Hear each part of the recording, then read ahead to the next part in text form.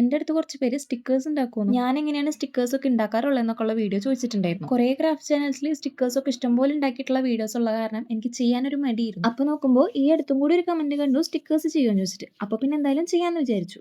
അപ്പോൾ ഇത് ചെയ്യാനായിട്ട് ഒന്നില്ലെങ്കിൽ A4 ഷീറ്റോ അല്ലെങ്കിൽ ഏതെങ്കിലുമൊക്കെ പേപ്പർ എടുത്തിട്ട് അതിൻ്റെ മുകളിൽ ഇഷ്ടമുള്ള പടങ്ങളൊക്കെ ഒന്ന് വരച്ചു കൊടുക്കാം.